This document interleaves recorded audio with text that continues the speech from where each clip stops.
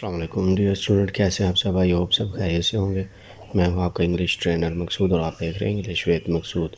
ये हमारी क्यूज़ की सीरीज़ चल रही है। ये अभी अब आज हम जो पेपर देखेंगे वो जो असिस्टेंट डायरेक्टर का जुमे वाले दिन 18 तारीख को हुआ है पेपर, 18 अगस्त को उसका सेकंड बैच के पेपर देखेंगे।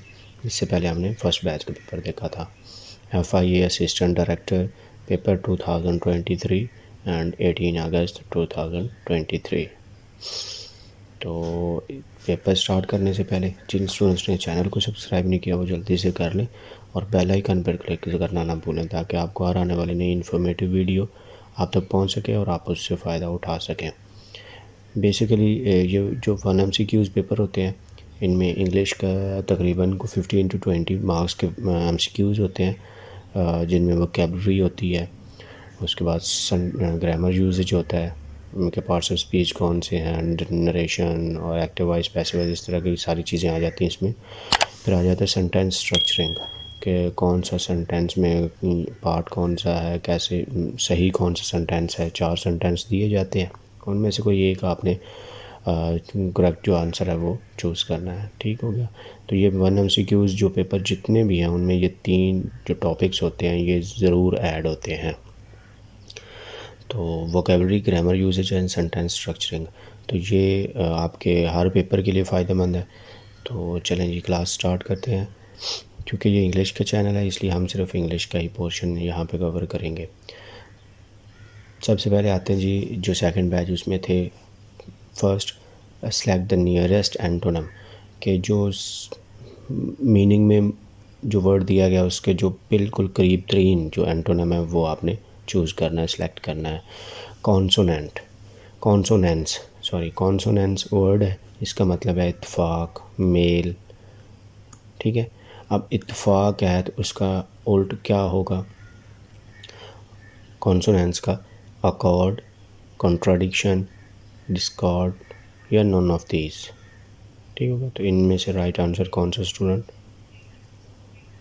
तो डिस्कॉर्ड होगा। डिस्कॉर्ड इसका मतलब है ना इत्तेफाकी। ठीक है ना, डिस्कॉर्ड का मतलब ना इत्तेफाकी। अगर आपको मेन वर्ड का मीनिंग का पता हो ना तो आपके लिए उसका जो भी आंसर है एंटोनम या सिनोनिम्स तलाश करना आसान हो जाता है, सर्च करना। ठीक होगा। तो ये एक तो ये जो सीरीज़ है हमारी MCQs की, इससे आपकी वोकैबुलरी बैंक भी इंक्रीज़ होगा और दूसरा आपके पेपर की भी तैयारी होती रहेगी साथ साथ। नेक्स्ट वर्ड है जी अनवांटेड, जिसकी ख्वाहिश ना हो। ठीक होगा। अनवांटेड का एंटोनम क्या होगा? प्राइज्ड होगा, यानी उनको मतलब कोई चीज़ प्राइज वगैरह दी गई है। एक्सपेक्टेड, जिसकी तवक्को नहीं है, या कॉशनरी या नॉन ऑफ दीज। तो इसका राइट आंसर है एक्सपेक्टेड। ठीक है। अनवांटेड जिसका आप नहीं चाह रहे, जिसकी ख्वाहिश नहीं कर रहे। एक्सपेक्टेड जिसकी तवक्को हो। ठीक है। उसकी तवक्को नहीं, इसकी तवक्को हो तो इसका उल्ट मीनिंग यानी एंटोनम एक्सपेक्टेड आ गया। ठीक हो गया। नेक्स्ट वर्ड है नाइस्टी। नाइस्टी तो इसका मतलब होगा उर्दू में मीनिंग इसका एहतियात है और इसका अब आपने एंटोनम्स तलाश करना है जो नीचे वर्ड्स दिए गए हैं। डिस्कोर्सी, रूडनेस या केयरलेसनेस।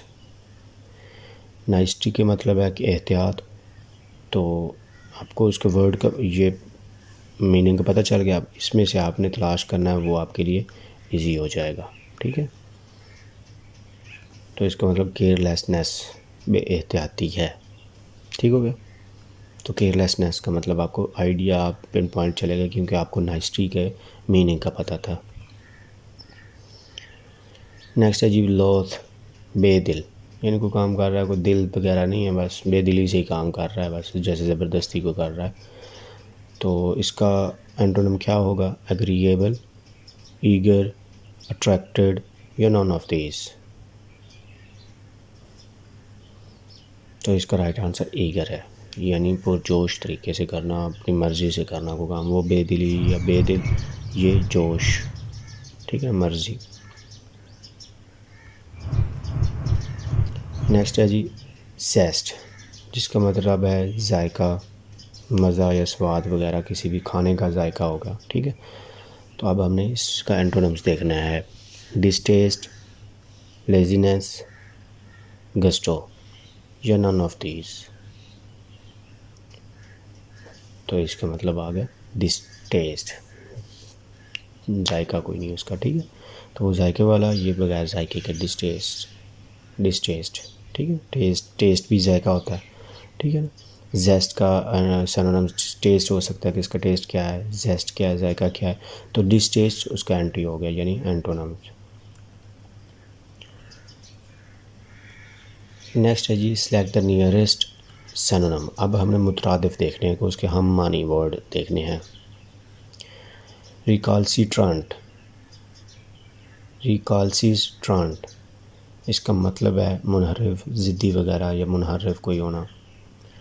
तो इसका सिनोनिम क्या होगा? अनविलिंग, कॉन्ट्राइट या रिफ्रैक्टरी या नॉन ऑफ दीज। सिनोनिम्स देखें इसमें से कौन सा होगा? रिफ्रैक्टरी, इसका सिनोनिम रिफ्रैक्टरी। इसका भी यही मतलब है, ज़िद वगैरह करना या ज़िद्दी कोई काम ना करना, मुनहरिफ है कोई चीज़, तो ये रिफ्रैक्टरी। नेक्स्ट है जी सॉब्रिकोएट, सॉब्रिकोए। तो इसका मतलब उर्फ़, कोई किसी को उर्फ़, यानी जो अक्सर होता है कि जी उर्फ़ ताबिश, उर्फ़ ये, तो वो उर्फ़ जो रियल नेम के साथ लगता है वो उर्फ़, सॉब्रिकोएट। तो इसका क्या सिनोनिम होगा? ब्रेक बैट, प्रेज, निकनेम या नॉन ऑफ दीज। देखिए आप इसको मीनिंग का पता चल गया सॉब्रिकोएट का। तो निकनेम को भी उर्फ़ ही बोलते हैं, तो आप पिन पॉइंट चलेगा। जब आपको मीनिंग का पता होगा फिर आपको ये वर्ड तलाश करना या एमसीक्यू का जो राइट आंसर है वो इजी हो जाता है, ठीक है ना। तो इससे आपका वोकैबुलरी बैंक भी इंक्रीज़ होगा। नेक्स्ट है जी सन्ट्री, यानी मुतअद्दिद, बाज़, कुछ, ज़्यादातर, ठीक है, सन्ट्री। तो इसका सिनोनिम क्या होगा? शैबी, सेवरल, एग्जैक्ट नंबर या नॉन ऑफ दीज। इसका राइट आंसर है सेवरल। सन्ट्री का आपको मुतअद्दिद, तो सेवरल भी कई या मुतअद्दिद होते हैं, ठीक है। तो इस तरह आपको मीनिंग आनी चाहिए, फिर आपके लिए इजी हो जाएगा उसका सिनोनिम या एंटोनिम्स सर्च करना या देखना। एक्ससरबेट, एक्ससरबेट इसका मतलब मुश्तअल करना, तेज़ करना किसी को, ठीक है। तो इसका सिनोनिम क्या होगा? टू इनकरेज, ओवरस्टेट, एग्रावेट या नॉन ऑफ दीज। अब देखें मुश्तअल करना, आपको मीनिंग का पता चल गया। तो एग्रावेट का मतलब भी मुश्तअल करना, किसी चीज़ को बढ़ावा देना, ठीक है। तो ये आपको एग्जैक्ट आप पिन पॉइंट चलेगा। नेक्स्ट है जी माउदलिन, मदहोशी की दिक्कत, रोना, माउदलिन। बहुत से स्टूडेंट्स ने ये जो वर्ड्स अभी देख रहे हैं हमें, इनमें से 90% आपने वर्ड फर्स्ट टाइम सुने होंगे, ठीक है। तो इसका सिनोनिम क्या होगा? कोस या वीकली सेंटिमेंटल या डिशेवल्ड या नॉन ऑफ दीज।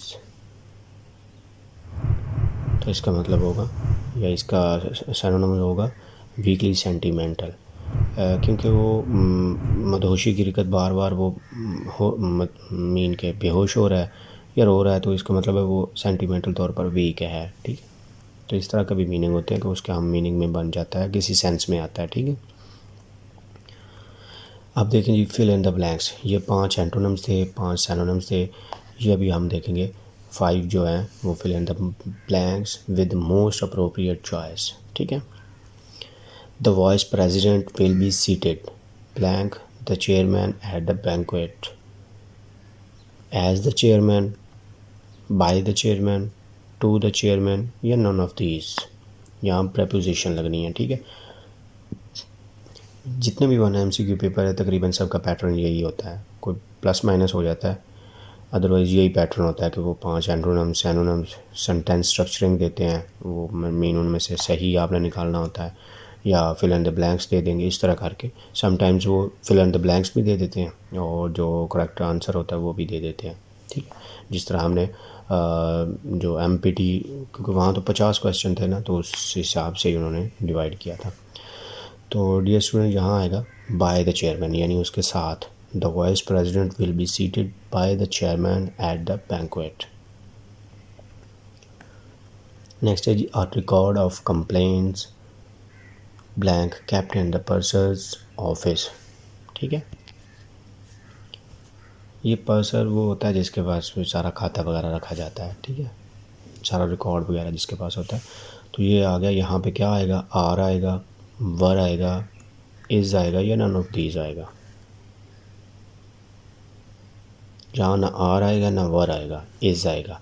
हमने ये देखना है, ठीक है ना. रिकॉर्ड ऑफ कंप्लेंट्स, इसको नहीं देख लेना, ये प्लूरल बन रहा है ना, कंप्लेंट ज़्यादा है तो हमने रिकॉर्ड देखना है, यानी उसका जो रिकॉर्ड है, कंप्लेनों का रिकॉर्ड जो है, इसकी बात हो रही, रिकॉर्ड की बात हो रही, ठीक है. तो यहाँ पे इज आएगा. इस रिकॉर्ड को देख के हमने प्रीपोजिशन इज लगानी, ठीक है ना. नेक्स्ट है जी, giving is the better than receive, to receive, receiving या नॉन ऑफ दीज. रिसीविंग आएगा. ये नाउन हो सकता है, जीरेंड है, या नाउन एज ए यूज़ कर सकते हैं जीरेंड, जबकि रिसीव, टू रिसीव ये दो तो वो हैं, क्या नाम है उसका, वर्ब है, तो ये यहाँ यूज़ नहीं हो सकते देन के बाद. नेक्स्ट है जी, either you are he at fault. Is आएगा, आर आएगा, या हैव आएगा, या नॉन ऑफ दीज आएगा. इज आएगा. इधर या और के साथ जो भी लगता है तो फिर वो सिंगुलर लगता है प्रीपोजिशन. इधर you are he is a fault, is at fault, तुम या वो गलती पर थे या गलती पर हैं. नेक्स्ट है जी, all cabin attendants must lock the cabin door blank leaving the room. Word कौन सा आएगा? Afterwards, later then, after, none of these. तो यहाँ आएगा after. All cabin attendants must lock the cabin door after leaving the room. जब आप room जा रहे हो उसके बाद आपको लॉक करना चाहिए. तो ये 5 हो गए फिल इन द ब्लैंक्स. अब 5 आ गए कि what is the underlined part of the sentence, कि जो वर्ड दिया गया अंडरलाइन किया गया है वो कौन सा पार्ट्स ऑफ स्पीच में कौन सा पार्ट है वो, ठीक है. Several dogs had dark green heads. तो ये सब्जेक्ट है, यानी सेवरल की बात हो रही है. सेवरल एडजेक्टिव है, सब्जेक्ट है, कंजक्शन है, या नन ऑफ दीज है.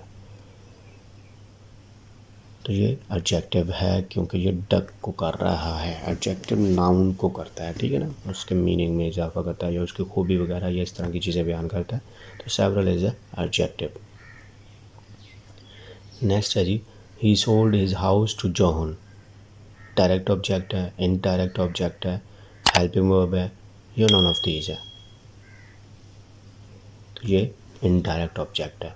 इनडायरेक्ट में जो वर्ब के फ़ौरन बाद आए वो डायरेक्ट होता है, उसके बाद जो आए यानी टू या कोई, वो इनडायरेक्ट ऑब्जेक्ट होता है, ठीक है. इनडायरेक्ट ऑब्जेक्ट ना हो तो सेंटेंस हो जाता है, ओके. डायरेक्ट ऑब्जेक्ट होना ज़रूरी है. कुछ वर्ब्स लेती हैं वो डायरेक्ट ऑब्जेक्ट उसके लिए ज़रूरी होता है, ठीक है ना. तो ये डायरेक्ट ऑब्जेक्ट जो वर्ब के साथ आ रहा है डायरेक्ट, यानी सेल किसको किया जा रहा था? घर को. अब टू जॉन अगर नहीं भी लगाएंगे तो ये इनडायरेक्ट ऑब्जेक्ट है, फिर भी उसने घर बेचा, ठीक हो गया. तो ये आप जाके देख सकते हैं ऑब्जेक्टिव की वीडियो में. तो आगे हमने एक्सप्लेन भी किया हुआ पार्ट्स ऑफ स्पीच में, तो वहाँ आप देख सकते हैं, ठीक है. नेक्स्ट है जी, running fast they caught the last bus. तो ये जो रनिंग फास्ट है ये क्या है? नाउन फ्रेज है, एडजेक्टिव फ्रेज है, एडवर्ब फ्रेज है, या नन ऑफ दीज है. तो डियर स्टूडेंट ये है एडजेक्टिव फ्रेज, क्योंकि रनिंग फास्ट, तेज़ दौड़ना, ये एक एडजेक्टिव है, ठीक है, एडजेक्टिव है. तो ये एडजेक्टिव फ्रेज है जिसमें एडजेक्टिव का यूज़ किया जाए फ्रेज में. रनिंग फास्ट, तेज़ दौड़ना, ठीक है, तो एडजेक्टिव फ्रेज है. Next is swimming is my favourite recreation. तो इसका स्विमिंग जो है वो क्या है? पार्टिसिपल है, कॉम्प्लीमेंट है, जीरेंड है, या नॉन ऑफ दीज है.